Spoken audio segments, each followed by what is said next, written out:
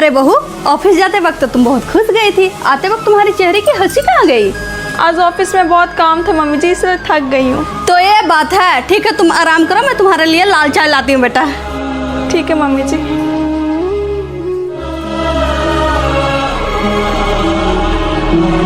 Lunch भरा हुआ है, लगता है ऑफिस में कुछ बात हुई है। बहू खाना नहीं खाई है, बहू से पूछ लेती हूँ। बहू, तुम खाना नहीं खाई हो बेटा? ऑफिस में कोई बात हुई है क्या बेटा? मम्मी जी, ऑफिस के कामों में छोटी मोटी मुश्किलें आते रहती हैं। तो इसका मतलब ये तो नहीं ना बेटा कि तुम खाना ही ना खाओ। बहू, जब भी जीवन में मुश्किलें आए तो एक बात जरूर याद रखना बेटा कि मुश्किलें हमेशा बेहतरीन लोगों की ज़िंदगी में आता है, क्योंकि वही तो है जो इन मुश्किलों को अंजाम देना जानते हैं। और ऑफिस में ये छोटी मोटी मुश्किलें आते रहेगी तो क्या तुम खाना नहीं खाओगे? मम्मी जी, कभी कभी खाने से नहीं, लोगों की बातों से ही पेट भर जाता है। नहीं, चलो पहले तुम खाना खाने। नहीं मम्मी जी, भूख नहीं है। ठीक है, जब तक तुम नहीं खाओगे ना तब तक मैं भी नहीं खाऊंगी।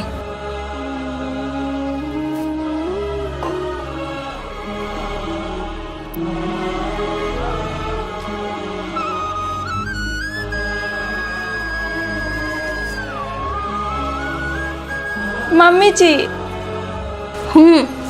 मम्मी जी, दिन भर नहीं खाई हूँ, पेट में चूहे कूद रहे, रात में भी भूखे सोना पड़ेगा क्या? अब आई ना लाइन पर और वादा कर, ऑफिस में चाहे जो हो जाए खाना पे गुस्सा नहीं निकालोगी। इंसान कमाता है किस लिए बहू? ये जीवन दोबारा लौट कर नहीं आएगी। हम लोग ऑफिस में काम करने के लिए नहीं जीते हैं, हम लोग जीने के लिए ऑफिस में काम करते हैं। ठीक है मम्मी जी, मेरी जान निकल रही है। लाती हूँ मेरी बच्ची, बैठ।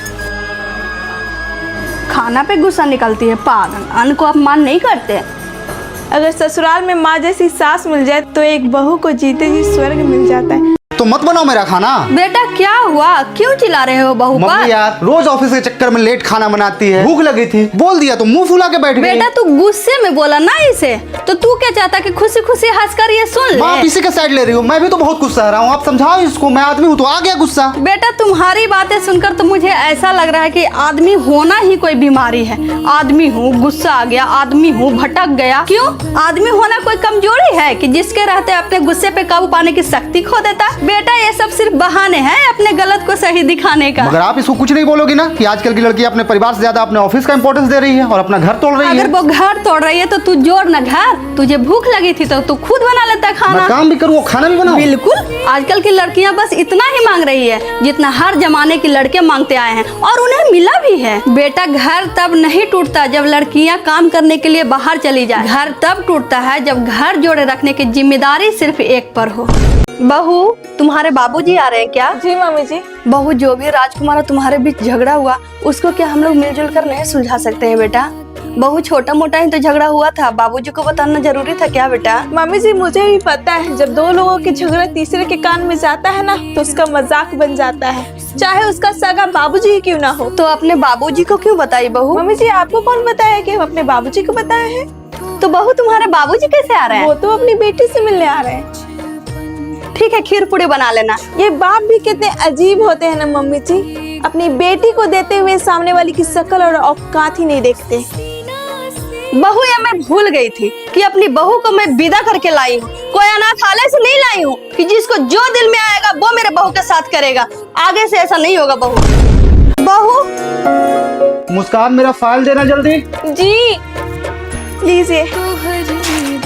आजकल ध्यान कहाँ रहता है तेरा? एक काम ढंग से नहीं करती मनहूस, हर चीज को उल्टे हाथ से देती है।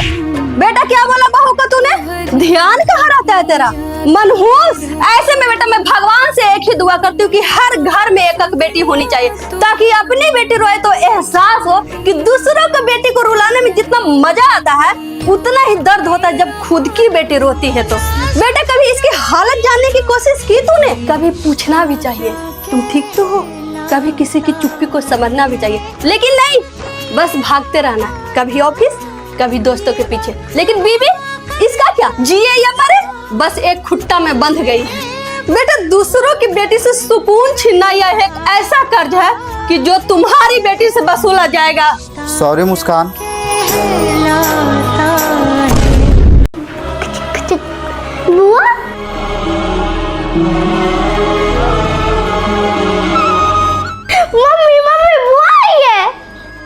बुआ हम लोग से मिलने आई में दादी बीमार है ना, और आप हमसे मिलने नहीं आओगे जब मैं बीमार पड़ूंगी तो? लेकिन वो तो चाची के घर चल गई, लेकिन मैं तो आपको बीमार होने ही नहीं दूंगी। हाँ, तो उसके बाद मेरे घर आएगी तुम्हारी बुआ, और तुमसे बिना मिले थोड़े जाएगी तुम्हारी बुआ। जाओ तुम गेट पर वेट करो अपनी बुआ का। ठीक है मम्मी। मम्मी जी, आप भी सुनते ही झूम उठेंगी, दीदी आई है, आपकी बेटी आई है। जो बेटी अपनी माँ से 2 साल से बात नहीं कर रही है, आज किधर से सूरज निकला है। छोड़ी ना मम्मी जी, अभी दीदी देवरानी के घर गई, उसके बाद अपने यहाँ आएगी। आप दीदी के लिए मर मिठाई ला दो, और पनीर भी ले लेना, उनके लिए खीर पूरी पनीर की सब्जी बना दूंगी, उनको खीर बहुत पसंद है ना मम्मी जी। ठीक है, दे पैसा ला देती हूँ। हाँ, दवाई भी खत्म हो गया, ले लूंगे।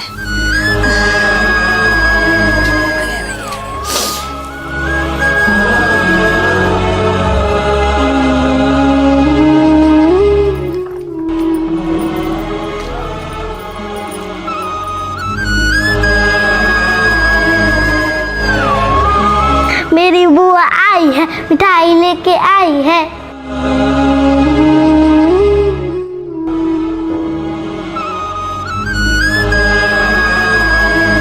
मम्मा मम्मा, बुआ हमारे घर क्यों नहीं आई मम्मा? चली गई। अरे बेटा, तुम्हारी बुआ को जरूर कोई जरूरी काम आ गई होगी, वो अपना काम खत्म करके मेरे लाडो से जरूर मिलने आएगी, ठीक है? ओके मम्मा, लेकिन बुआ आएगी ना मम्मा? बहू, लो पनीर ला दिए, मिठाई भी ला दिए। अब इसकी कोई जरूरत नहीं है मम्मी जी, दीदी चली गई। चली गई? तू बहुत भोली है बहू, मैं तुझे कैसे समझाऊं कि आजकल के रिश्ते प्यार से नहीं, किसके जेब में कितना पैसा है उससे निभाए जाते हैं।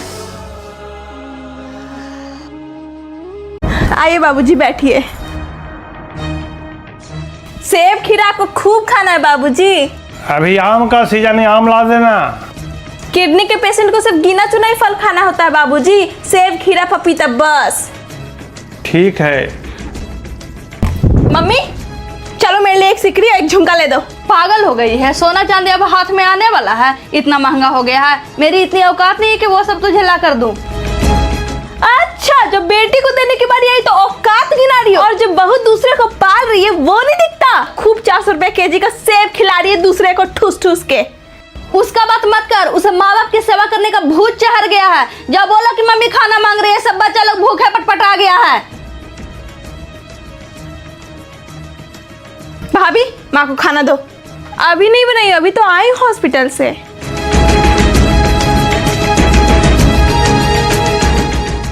माँ, अरे जितना घर पैसे में लगाई हूँ ना, सब 1 साल में खुल जाएगा। अभी तक खाना नहीं बनाई है। बहू, हमसे नहीं उठेगा तुम्हारे बाबूजी का खर्च। बात सिर्फ दिखाने का नहीं है, गैस तेल पेट्रोल सब महंगा हो गया है। पैदल तो जाओगी नहीं हॉस्पिटल दिखाने, सब खर्च तुम्ही को करना पड़ेगा। एक आदमी का खर्च कम होता है? खान पान से लेकर दवा दारू, डॉक्टर साहब, हद बेशर्म है तुम्हारे मायके वाला। कम से कम खाने पीने का पैसा दे देता है। और रही बात पैसा का, तो पैसा तो सब दे देता है बहू आजकल, लेकिन शरीर से आजकल कोई नहीं करता है, किसी के पास इतना टाइम नहीं है। आज के डेट में माँ बाप की सेवा करना मामूली बात है, और अगर करना ही है तो 4 भाई बहन हो, चारों बांट लो। माँ बाप की सेवा करने के लिए डॉक्टर के पास बारी बारी से ले जाओ, बांट लो। यकीन नहीं हो रहा, ये बात एक माँ कर रही है। क्या आपको सेवा की जरूरत नहीं पड़ेगी मम्मी जी? भावनाओं में मत बहो। मैं तो कहती हूँ कि अपने भाई को बुलाकर भिजवा दो बाबूजी को। मम्मी जी, चाहे जो भी हो जाए, मैं अपना फर्ज निभाऊंगी। ये मेरा फर्स्ट एंड लास्ट फैसला है, इसे पूरा करने दीजिए। सोचो बहू, सोना कितना महंगा हो गया है। तुम मेरे से सोना के एक सेट ले लेना, मैं नहीं रोकूंगी, लेकिन बाबूजी को भिजवा दो। मेरा तजुर्बा बोलता है बेटा, सब भूल जाते हैं कि बेटी कितना की थी, कोई याद नहीं रखता है।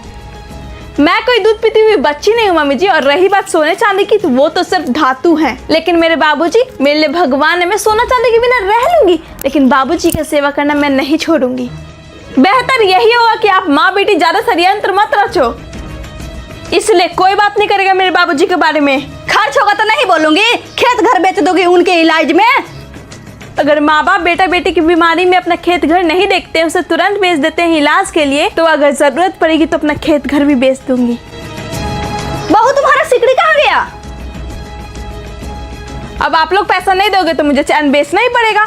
उसको बेचकर मैं बाबूजी की दवाई लाई और उनको दिखाई।